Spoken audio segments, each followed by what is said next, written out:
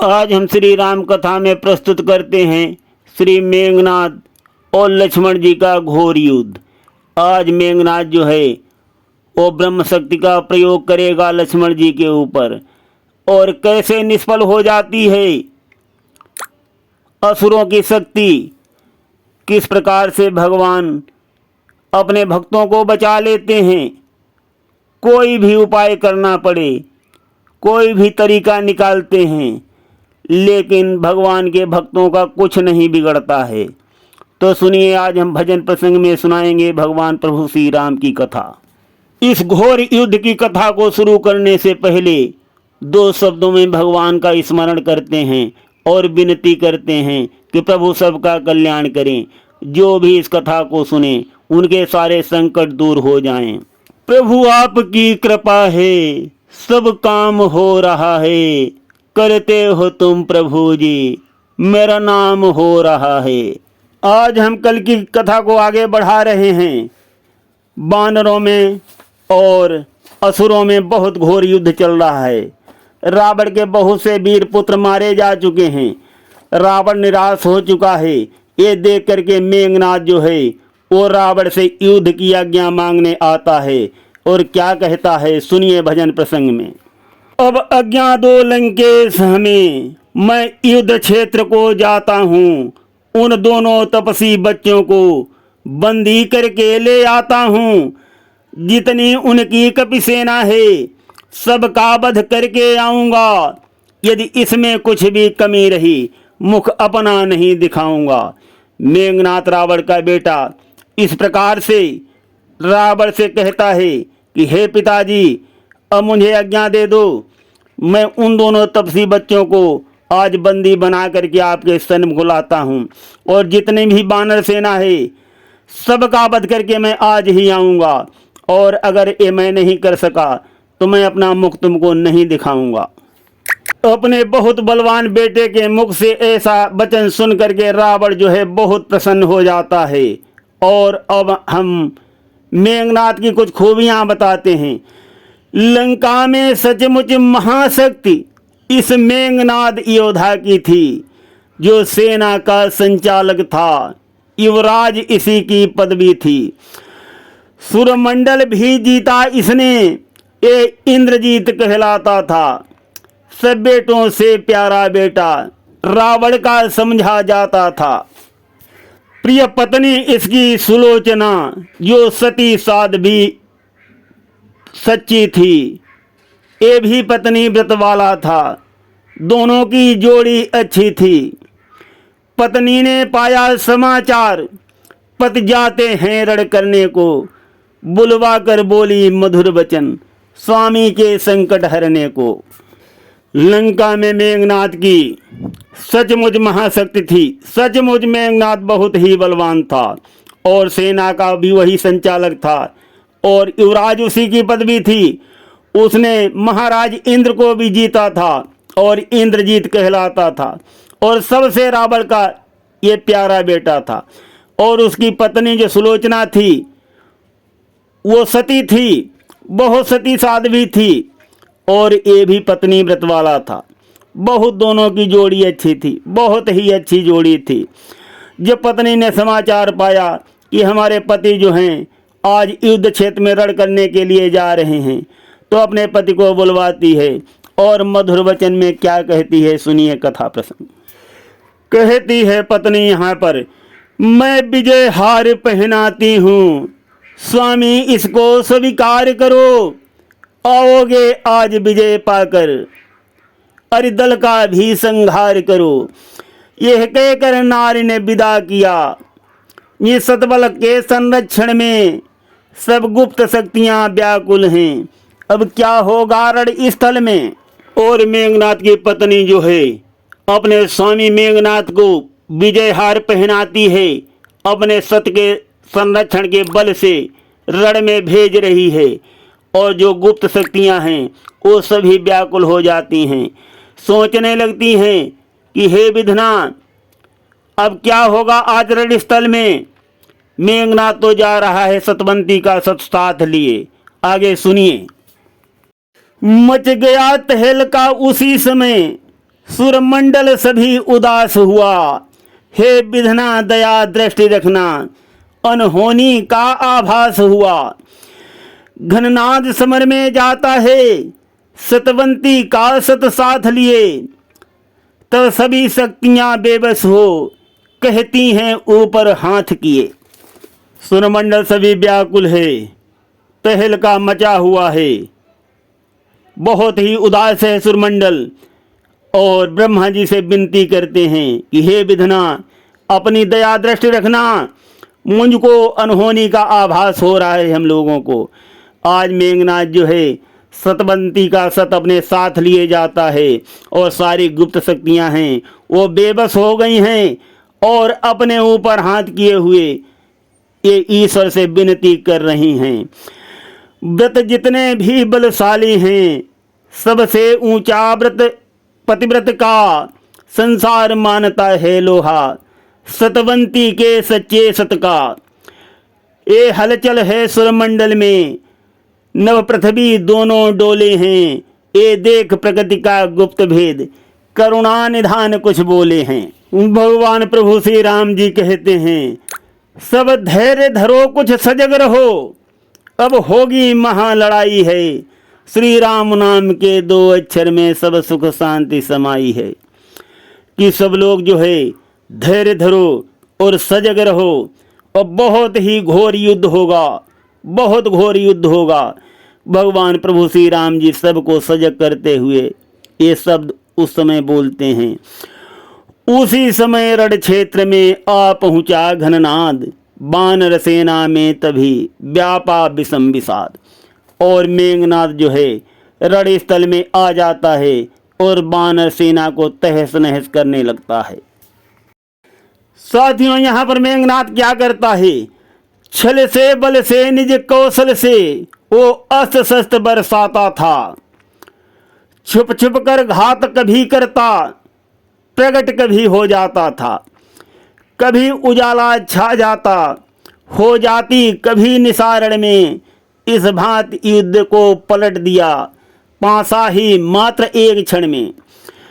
आकाश मार्ग पर पहुंच पहुंच हड्डियां मांस बरसाता है, कपिदल के मुखिया वीरों को वो अपना ग्रास बनाता है, लड़ते लड़ते चूर हुई वानर सेना डोल उठी, रकुल के नाथ दुहाई है, त्राहि त्राहि कर बोल उठी। इस प्रकार से रण में मेघनाथ जो है छल बल से और अपने कौशल से अस्त्र शस्त्र की बरसात कर रहा है। कभी वो छुप जाता है, कभी प्रकट हो जाता है, कभी रण में उजाला छा जाता है और कभी रण में अंधकार।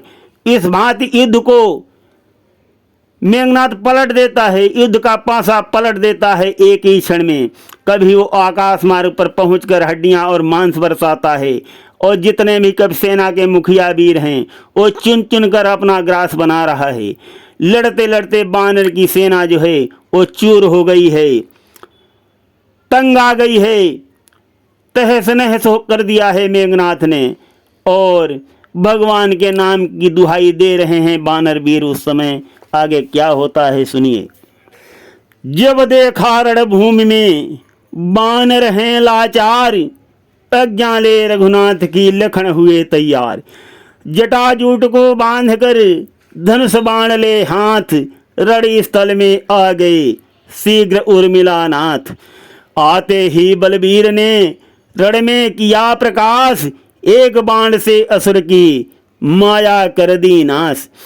मेघनाद कहने लगा सन्मुख उन्हें निहार, बच्चे भी होने लगे रण को अब तैयार।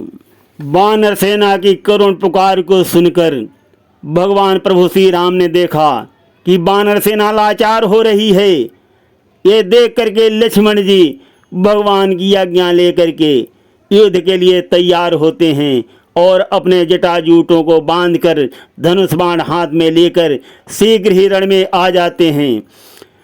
और आते ही मेघनाथ की माया को नाश कर देते हैं लक्ष्मण जी एक ही बाण से। एक ही बाण से लक्ष्मण जी जितनी भी मेघनाथ की असुरीय माया है उसको नाश कर देते हैं। तब मेघनाद लक्ष्मण जी को देख करके कहने लगा कि ओहो, बच्चे भी लड़ने के लिए आ गए। क्या कहता है मेघनाद, सुनिए। आभूषण है वीर का यह रण का मैदान, क्यों मरने को आ गया तू बालक नादान। यह युद्ध क्षेत्र है वीरों का, बच्चों का कोई खेल नहीं। कैसे रण करूं विवश होकर, जब खाता हमसे मेल नहीं। ये शूर्पणखा की नाक नहीं, जो कैंची से कट जाएगी। पीछा न बाली बानर का है, जो छिप कर जय मिल जाएगी। जिन दांतों का सूखान दूध, दुख लगता उन्हें तोड़ने में। इसलिए लौट जाओ घर को, खुश है घननाद छोड़ने में। अन्यथा ताड़िका बध वाला अभिमान चूर्ण हो जाएगा। खरदूषण तीसरा के बध का प्रतिघात पूर्ण हो जाएगा। इस प्रकार से मेघनाद लक्ष्मण जी से कहता है कि युद्ध क्षेत्र है, यह वीरों का मैदान है, कोई बच्चों का खेल नहीं। और मैं कैसे तुमसे युद्ध करूं जब तुम मेरे बराबर के नहीं हो। और ये शूर्पणखा की नाक नहीं है, जो कैंची से कट जाएगी। और बाल बानर का पीछा भी नहीं है, जिसको तुमने छुपके से मारा था। और तुम्हारे दांतों का दूध भी है, वो भी सूखा नहीं है। मुझे दुख लगता है उनको तोड़ने में। इसलिए मैं तुमको सलाह देता हूँ कि अपने घर को लौट जाओ, और मैं तुम्हें छोड़ दूंगा। मैं प्रसन्न हो जाऊंगा तुमको छोड़ करके। और नहीं तो समझ लो कि जो तुमने ताड़िका का वध किया, उसका अभिमान तुम्हारा आज चूर्ण हो जाएगा। और खरदूषण और तीसरा के वध का जो हमें बदला भी मिल जाएगा, आज हम सारा बदला चुकता कर लेंगे। इस प्रकार से मेघनाद लक्ष्मण जी से कहता है। मेघनाद की बातों को सुनकर लक्ष्मण जी क्या कहते हैं, सुनिए। लक्ष्मण जी कहने लगे, नहीं सिखाओ ज्ञान, चोरी से डरते नहीं बनते बहुत महान। कि चोरी करने से तो तुम डरते नहीं हो, और आज तुम बहुत महान बन रहे हो। हमको ज्ञान मत सिखाओ, लक्ष्मण जी कहते हैं। ये ज्ञान कहो अपने पिता से, जिसने मर्यादा तोड़ी है। हो परम दुखी लघु भ्राता ने, किस कारण लंका छोड़ी है। लंका पर रघुकुल की कमान, किस कारण आकर कड़की है। उस सबके खोटे कामों का बदला लेने को भड़की है। लक्ष्मण जी कहते हैं कि हमको ज्ञान मत सिखाओ। ज्ञान तो अपने बाप को सिखाओ, जिसको चोरी करते हुए शर्म नहीं आती, चोरी करते हुए जिसको डर नहीं लगता, और जिसने अपने भ्राता का अपमान करके देश से निकाल दिया हो, उसे ज्ञान सिखाओ। वो बहुत दुखी हो करके लंका को छोड़ करके चला गया। इसी कारण लंका पर भगवान प्रभु श्री राम की कमान आकर के कड़की है, और सारे उसके खोटे कामों का बदला लिया जाएगा। लक्ष्मण जी आगे क्या कहते हैं, सुनिए। प्रतिघात आज पूर्ण होगा, इंद्रासन वाले पापों का। सुरमंडल के मुनिमंडल के, भूमंडल के संतापों का। प्रतिहिंसा की इनकी पीड़ा, जो आज मिटा दी जाएगी। जो असुर शक्ति नभ में छाई, वो धरण गिरा दी जाएगी। अब सावधान हो इंद्रजीत, ये इंद्रिय जीत बढ़ रहा है। अति विशाल इस धनुआ पर सायक जगजीत चढ़ रहा है। वो कहीं नहीं भय खाता है, जो न्याय धर्म पर चलता है। वो है विश्वास का पात्र नहीं, जो पल पल रंग बदलता है। इस प्रकार से लक्ष्मण जी मेघनाद को जवाब देते हैं। लक्ष्मण जी का ऐसा करारा उत्तर सुन करके मेघनाद जो है बहुत गुस्सा हो जाता है, बहुत कुपित होता है। सुनिए। लखनलाल की बात सुन कुपित हुआ घननाद, धनुष हाथ में ले लिया, खत्म हुआ संवाद।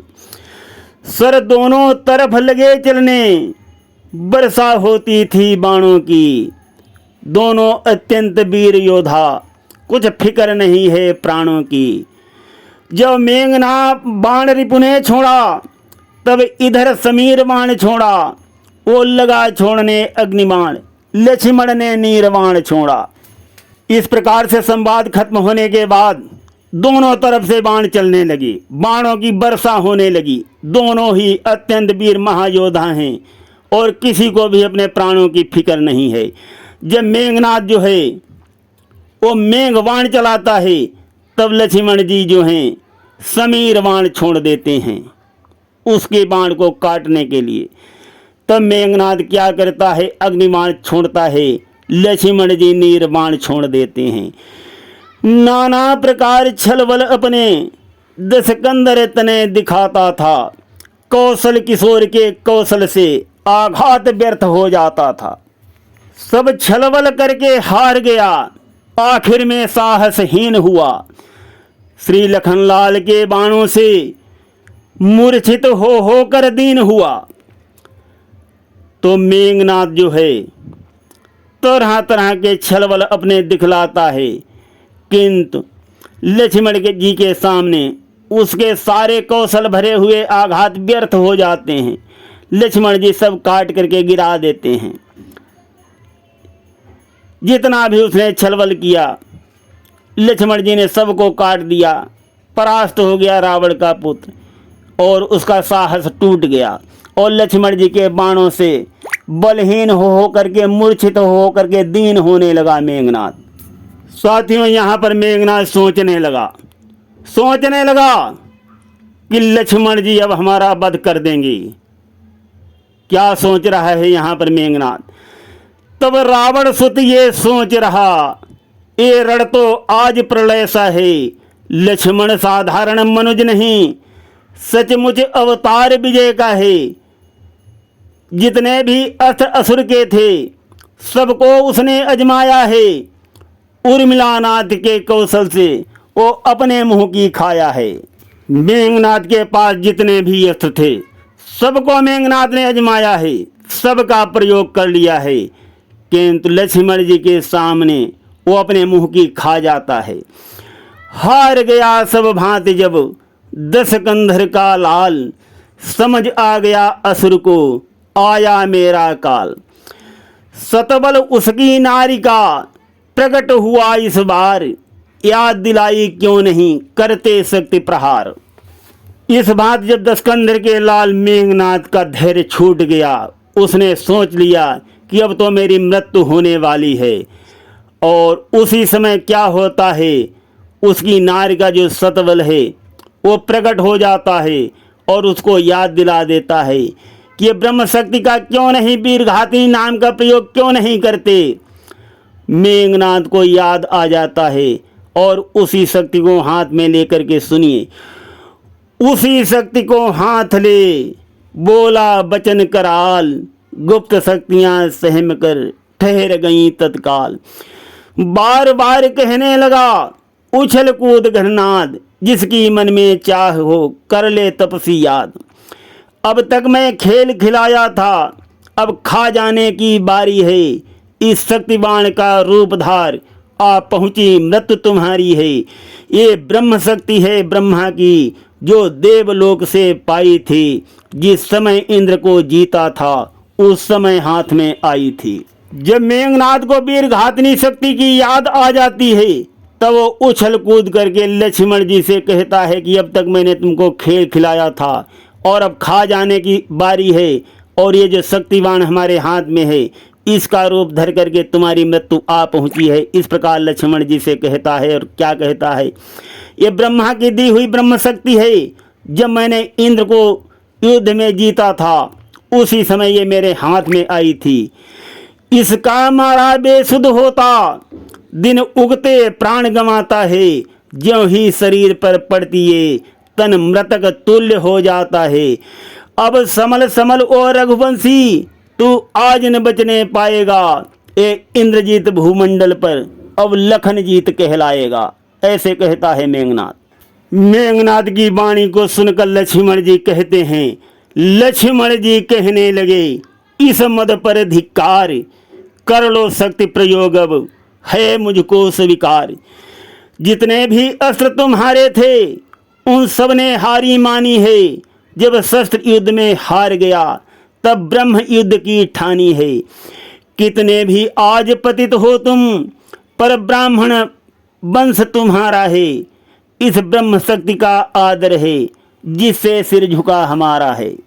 तो साथियों, यहाँ पर हम पहले ये भी बता दें, मेघनाथ के छल भरे युद्ध को देख करके लक्ष्मण जी भगवान प्रभु श्री राम से आज्ञा लेने आए थे कि क्या मैं ब्रह्मास्त्र का प्रयोग कर दूं।